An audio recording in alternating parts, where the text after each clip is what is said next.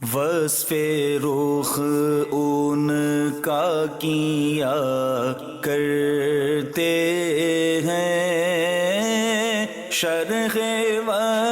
شمس و ضحا کرتے ہیں، ان کی ہم مدح و ثنا کرتے ہیں، جن کو محمود کہا کرتے ہیں۔ جلوہ یار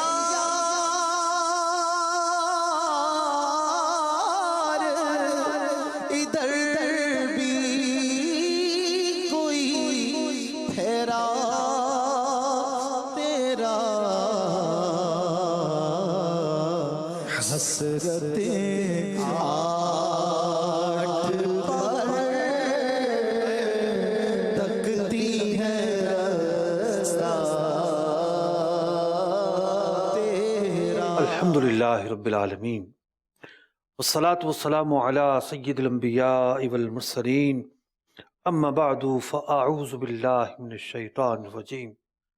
بسم اللہ الرحمن الرحیم، الصلاة والسلام علیک یا رسول اللہ وعلی آلک واصحابک یا حبیب اللہ، الصلاة والسلام علیک یا نبی اللہ وعلی آلک واصحابک یا نور اللہ۔ محترم ناظرین کرام، پروگرام ہے جمال محمدی، اور جیسا کہ نام سے ظاہر ہے، اس پروگرام میں ہم نبی اکرم علیہ السلام کے ذات و صفات کو بیان کرتے ہیں، اور ذات و صفات کو بیان کرتے ہوئے ذات و صفات کے تو نہ جانے کتنے زاویے ہیں، کتنے باب ہیں، کتنے گوشے ہیں، اللہ ہی بہتر جانتا ہے۔ ہم اس میں سے ایک موضوع کو لے کر، جمال محمدی کو لے کر، آپ کے حسن و جمال کے تذکرے کو لے کر اپنی پیاس بجھانے کی کوشش کرتے ہیں، یاد مصطفیٰ منانے کی کوشش کرتے ہیں، ذکر محبوب علیہ السلام سے اپنی زباں کو حلاوت سے تر کرنے کی کوشش کرتے ہیں، اور نبی اکرم علیہ السلام کا ذکر اعلیٰ ترین عبادت ہے۔ صحابہ اکرام علیہم رضوان حضور اکرم علیہ السلام کے چہرہ والضحیٰ کو دیکھنے کے لیے بےتاب رہا کرتے تھے۔ ایک حدیث مبارکہ جسے امام ترمذی رحمۃ اللہ تعالی علیہ نے شمائل میں بھی ذکر کیا، اور ترمذی شریف میں کتاب الزہد باب ما جاء فی معیشت اصحاب النبی میں بھی ذکر کیا۔ امام ترمذی رحمۃ اللہ تعالی علیہ حضرت ابو ہریرہ رضی اللہ تعالی عنہ سے روایت کرتے ہیں کہ خرج النبی صلی اللہ علیہ وسلم، نبی اکرم علیہ السلام اپنے کاشانہ اقدس سے ایک دن نکلتے ہیں، فی ساعت لا یخرج فیہا، ایک ایسے لمحے میں، ایسے وقت میں آپ کاشانہ اقدس سے نکلے ہیں کہ عام طور پر اس وقت، اس دوران، ان لمحات میں آپ علیہ السلام اپنے کاشانہ اقدس سے نکلا نہیں کرتے تھے، ولا یلقاہ فیہا احد، اور نہ ہی ان اوقات میں کوئی آپ سے ملاقات کیا کرتا تھا۔ لیکن حضور علیہ السلام ایک ایسے وقت میں کاشانہ اقدس سے نکلتے ہیں، حضور تو کیا نکلے ہیں، حضور کے غلام بھی نکل پڑے ہیں، بتایا کسی نے نہیں، خبر کسی نے نہ دی، لیکن ماجرا یہ ہے کہ ہم دیکھتے ہیں ایک پیغام کو دوسرے شخص تک پہنچنے کے لیے ذرائع چاہیے ہوتے ہیں، کوئی ٹیلی فون کے ذریعے رابطہ کرتا ہے، تو کوئی خط کے ذریعے رابطہ کرتا ہے، تو کوئی ای میل کے ذریعے اپنی بات دوسرے تک پہنچاتا ہے، لیکن ہم یہ دیکھتے ہیں کہ بعض رابطے ایسے ہوتے ہیں جو ذرائع سے بے نیاز ہو جاتے ہیں۔ آپ نے دیکھا ہوگا کہ بیرون ملک میں کسی ماں کا کوئی بچہ رہتا ہو، وہاں اسے کوئی تکلیف پہنچے، کوئی رنج پہنچے، کوئی صدمہ پہنچے، تو ماں اس صدمے کی تکلیف کو 7 سمندر پار محسوس کر رہی ہوتی ہے، کوئی رابطہ نہیں، کسی نے خبر نہیں دی، کسی نے اطلاع نہیں دی، لیکن ماں محسوس کر لیتی ہے کہ میرا لال تکلیف میں ہے، میرا لخت جگر تکلیف میں ہے۔ یہ رابطے کا وہ ذریعہ ہے جو ذرائع سے بے نیاز ہے، جسے کسی آلے کی ضرورت نہیں، کسی واسطے کی ضرورت نہیں۔ بات یہ ہے کہ جب محبت کے اندر شدت پیدا ہو جاتی ہے، محبت پائے تکمیل تک پہنچ جاتی ہے، جب دل کو دل سے راحت ہو جاتی ہے، پھر جو ذرائع ہیں، جو واسطے ہیں، آلات ہیں، ان کی ضرورت نہیں رہتی، اور دل کو دل سے راحت ہو جاتی ہے، اور خود ہی خود پیغام رسانی کا ذریعہ پیدا ہو جاتا ہے۔ چنانچہ حضور اکرم علیہ الصلاۃ والسلام ایک ایسے وقت کے اندر اپنے کاشانہ اقدس سے باہر تشریف لائے ہیں کہ اس وقت میں کسی سے ملتے نہیں تھے، نہ باہر آتے تھے۔ چنانچہ ابھی آپ آئے ہی ہیں، راوی کہتے ہیں فَأَتَاهُ ابو بکر، حضرت سیدنا ابو بکر صدیق رضی اللہ تعالیٰ عنہ بھی حاضر ہو جاتے ہیں۔ حضور فرماتے ہیں فقال ما جاء بک یا ابا بکر، کیسے آنا ہوا اے ابو بکر، تم کیسے آئے؟ عرض کیا فقال خرجت القى رسول اللہ صلی اللہ علیہ وسلم، یا رسول اللہ میں اس لیے حاضر ہو گیا آپ سے ملاقات ہو جائے، وانظر فی وجہہ، آپ کے چہرہ ودہا کی زیارت کر لوں، والتسلیم علیہ، آپ کی بارگاہ میں حاضر ہو کر سلام پیش کر لوں۔ حضرت عائشہ رضی اللہ تعالیٰ عنہ فرماتی ہیں میرے والد ماجد کی کیفیت یہ ہوتی تھی، جب تک حضور اکرم علیہ الصلاۃ والسلام اپنے کاشان اقدس سے باہر تشریف فرما رہتے، یہ حضور کے ساتھ ساتھ رہتے، اور جب حضور اپنے گھر تشریف لے جاتے تو یہ پھر اپنے گھر جایا کرتے تھے۔ ابھی تو گئے ہوں گے، ابھی تو ملاقات ہوئی ہوگی، ابھی تو چہرہ ودہا کی زیارت کی ہوگی، پھر یاد تڑپانے لگتی، پھر جوش مارنے لگتا جذبہ، اور پھر بارگاہ رسالت میں حاضری ہو جاتی، اور عرض کرتے ہیں آقا آپ سے ملنے حاضر ہوا ہوں، چہرہ ودہا کو دیکھنے حاضر ہوا ہوں، آپ کی بارگاہ میں سلام پیش کرنے کے لیے حاضر ہوا ہوں۔ ابھی کچھ ہی دیر گزری تھی کہ حضرت سیدنا عمر فاروق رضی اللہ تعالیٰ عنہ بھی بارگاہ رسالت میں حاضر ہو جاتے ہیں۔ چنانچہ راوی کہتے ہیں فلم یلبس ان جاء عمر، کچھ ہی لمحات گزرے ہیں، حضرت عمر فاروق رضی اللہ تعالیٰ عنہ بھی بارگاہ رسالت مآب صلی اللہ علیہ وسلم میں حاضر ہو جاتے ہیں۔ حضور پوچھتے ہیں فقال ما جاء بک یا عمر، اے عمر کیسے آنا ہوا؟ قال الجوع یا رسول اللہ، یا رسول اللہ صلی اللہ علیہ وسلم بھوک نے ستایا تھا تو آپ کی بارگاہ میں حاضر ہو گیا ہوں۔ جنت چاہیے، صحابہ آپ کی بارگاہ میں حاضر ہوتے،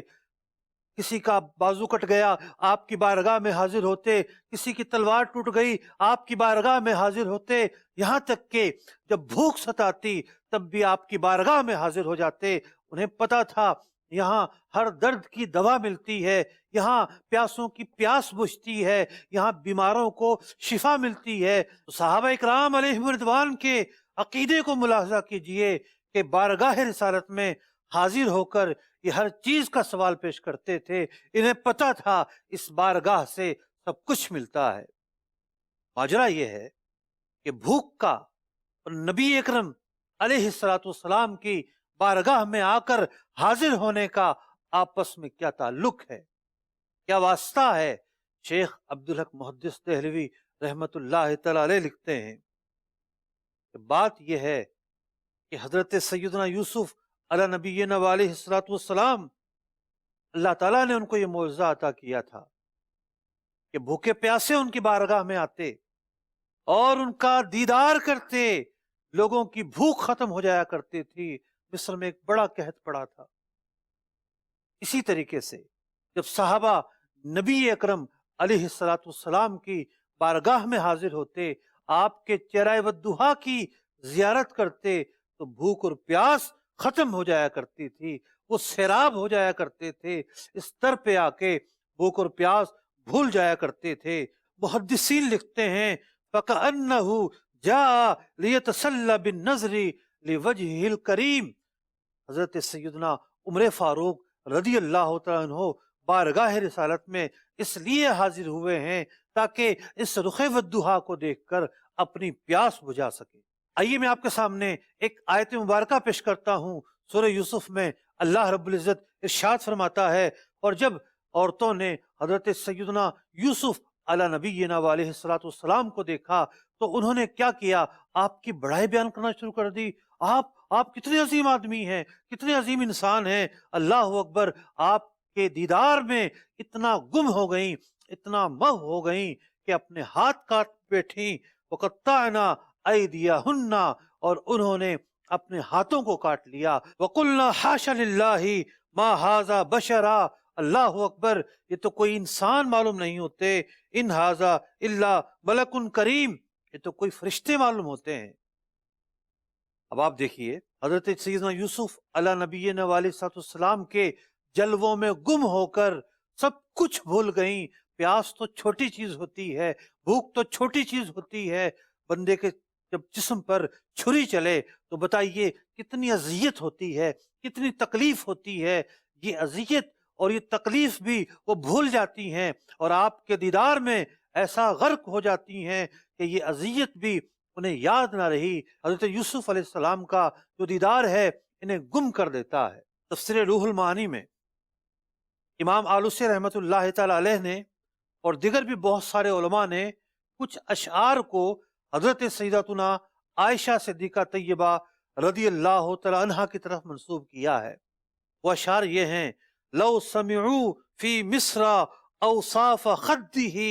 اگر مصر کی عورتیں، حضرت عائشہ فرماتی ہیں، میرے محبوب علیہ الصلوۃ والسلام کے رخ انور کی تجلیات کے تذکرے کو سن لیتی۔ ارے مصر کی عورتوں نے تو حضرت یوسف علیہ السلام کے جلوے ہی کو دیکھا تھا، اگر وہ حضور کے صرف تذکرے کو سن لیتی، لما بذلوا فی صوم یوسف من نقدی، تو جو بیش و بہا قیمتی سامان لے کر، ہیرے جواہرات لے کر حضرت سیدنا یوسف علی نبینا و علیہ الصلوۃ والسلام کو خریدنے گئی تھی تو وہ یہ سودا کرنے نہ جاتی۔ فرماتی ہیں لوامی زلیخا لو رائنا جبینہ، حضرت زلیخا رضی اللہ تعالیٰ عنہ پر ملامت کرنے والی عورتیں اگر نبی اکرم علیہ الصلوۃ والسلام کی مبارک پیشانی کو دیکھ لیتی، لا سرنا بالقطع القلوب علی الایدی، تو وہ اپنے ہاتھوں سے اپنے دل کو چیر دیتی۔ نبی اکرم علیہ الصلوۃ والسلام کے رخ انور کی تجلیات کا، آپ کے حسن و جمال کا، آپ کے اوج و کمال کا تو وہ عالم ہے کہ یہ عورتیں حضرت سیدنا یوسف علیہ نبینا و علیہ الصلوۃ والسلام کو بھول جاتی۔ اعلیٰ حضرت فرماتے ہیں حسن یوسف پہ کٹی مصر میں انگشت زنا۔ اب ذرا تقابل دیکھیے گا کہ حسن یوسف ہے اور مصر کہتے ہیں، ویسے ملک کا نام ہے لیکن عربی میں شہر کو بھی کہتے ہیں، اور کون انگلیاں کاٹ رہی ہیں؟ عورتیں کاٹ رہی ہیں۔ عشق میں کھو جانا، خود رفتہ ہو جانا عورتوں کے اندر زیادہ پایا جاتا ہے، لیکن یہ تو معاجرہ تھا حضرت سیدنا یوسف علی نبینا و علیہ الصلوۃ والسلام کا، لیکن جب بات ہو نبی اکرم علیہ الصلوۃ والسلام کی، آپ کا دیدار تو دور کی بات، آپ کے چہرہ ودھا کی زیارت تو دور کی بات، اعلیٰ حضرت فرماتے ہیں سر کٹاتے ہیں تیرے نام پہ مردان عرب، وہاں زیارت تھی یہاں نام ہے، وہاں عورتیں تھیں یہاں مرد ہیں، وہاں انگلیاں کٹیں یہاں سر کٹ رہے ہیں، وہاں عورتیں ہیں یہاں مرد ہیں۔ تو فرما رہے ہیں وہ ماجرا جو ہوا سو ہوا، وہ بھی عشق کا ایک مظاہرہ تھا، وہ بھی محبت کا ایک مظاہرہ تھا، وہ بھی دیدار یوسف میں کھو جانے کا ایک منظر تھا، لیکن ذرا اس منظر کو بھی تو دیکھیے کہ یہاں مردان عرب ہیں، نام پر صرف رخ ودھا کو دیکھ کر نہیں، یہاں تو نام پر اپنا سر کٹانے کے لیے تیار ہو جاتے ہیں۔ تو حسن یوسف پہ کٹی مصر میں انگشت زنا، سر کٹاتے ہیں تیرے نام پہ مردان عرب۔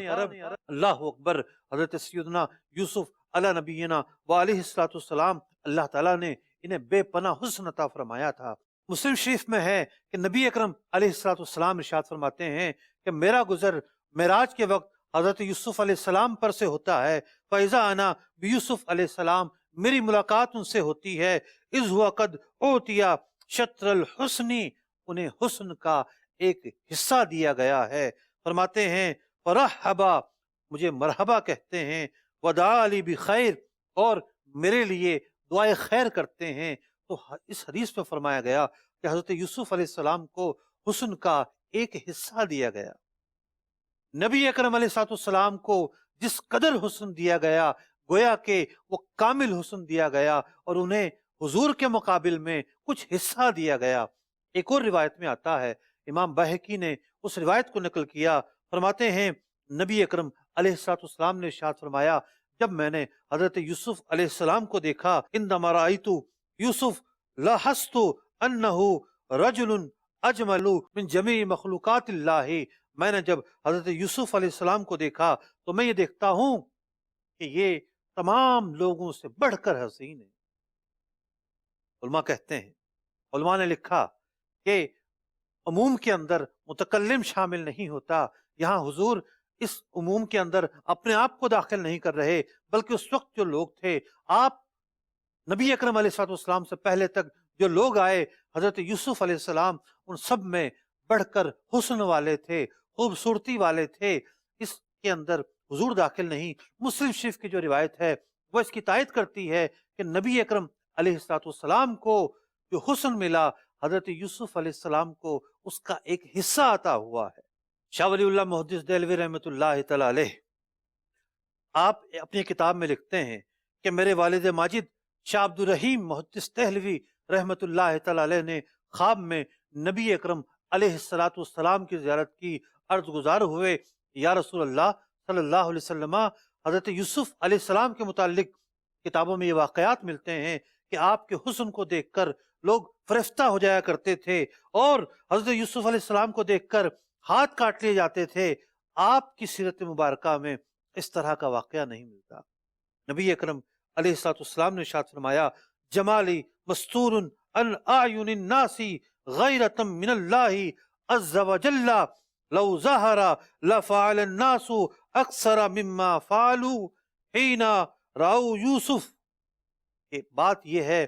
خواب میں حضور بتا رہے ہیں کہ اللہ تعالیٰ نے میرے جمال پر پردے ڈال رکھے ہیں، اور یہ سے ڈال رکھے ہیں کہ اللہ تعالیٰ یہ چاہتا ہے کہ اس روپ میں حضور کو میں دیکھوں، کوئی اور نہ دیکھے۔ فرمایا اگر میرا وہ روپ ظاہر ہو جاتا تو حضرت یوسف علیہ السلام کو دیکھ کر لوگوں کا جو حال ہوا اس سے کہیں زیادہ حال ہوتا، کہیں زیادہ کیفیت رونما ہوتی۔ امام قرطبی رحمت اللہ تعالی علیہ لکھتے ہیں، لم یظہر لنا تمام حسن ہی، اللہ تعالیٰ نے نبی اکرم علیہ السلام کے حسن کو مکمل طور پر ہمارے لیے ظاہر نہیں کیا۔ لأنه لو ظہر لنا تمام حسنہ لما طاقت آیوننا رؤیتہ، اگر حضور علیہ السلام کا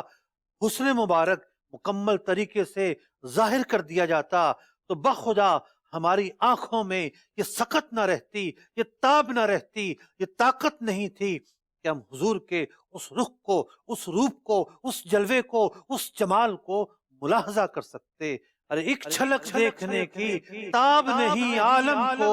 وہ اگر جلوہ کریں کون تماشائی ہو، وہ اگر جلوہ کریں کون تماشائی ہو۔ اگر حضور علیہ السلام کا تمام حسن ظاہر کر دیا جائے تو بخدا ہم یہ طاقت نہ رکھیں، یہ سکت نہ رکھیں کہ آپ کے چہرے والضحیٰ کی زیارت کر سکیں۔ امام بصری رحمت اللہ تعالی علیہ اپنے قصیدہ حمزیہ میں فرماتے ہیں، سطر الحسن منہ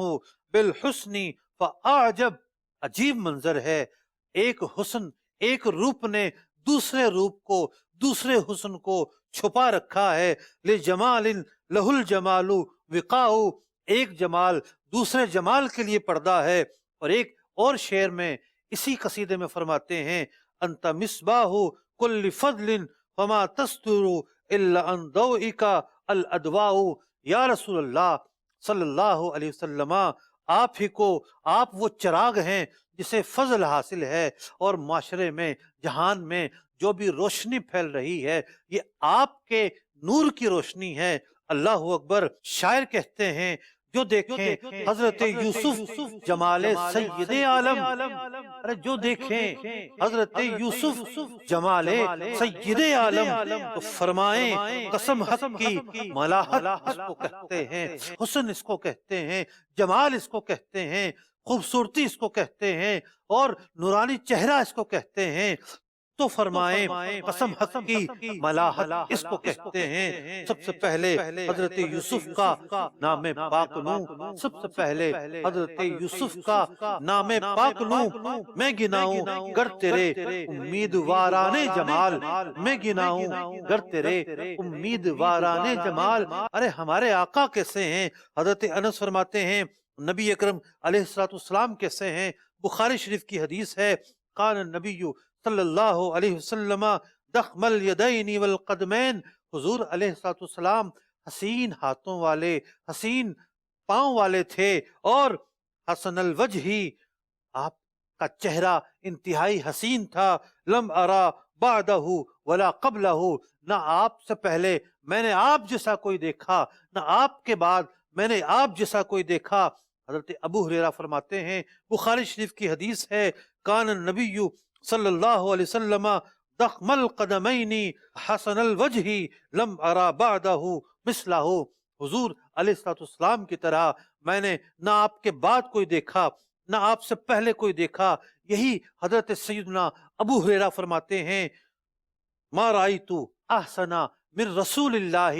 میں نے نبی اکرم علیہ السلام سے بڑھ کر کوئی خوبصورت نہیں دیکھا۔ کأن الشمس تجری فی وجہہ، گویا کہ جو سورج کی روشنی ہے وہ سمٹ کر آپ کے چہرہ والضحیٰ میں آ گئی ہے، سورج کی طرح آپ کا چہرہ چمکتا تھا، دمکتا تھا۔ تو آخر میں ہم یہی کہیں گے، جلوائے یار ادھر بھی کوئی پھیرا تیرا، حسرت 8 پہر تکتی ہے رستہ تیرا۔ اللہ تعالی ہم سب کو نبی اکرم علیہ السلام کے رخ والضحیٰ کی زیارت سے مشرف فرمائے، آمین، بجاہ النبی الامین صلی اللہ تعالی علیہ وسلم۔ وصف رخ ان کا کیا کرتے ہیں، شرح و شمس و ضحیٰ کرتے ہیں، ان کی ہم مدح و ثنا کرتے ہیں، جن کو محمود کہا کرتے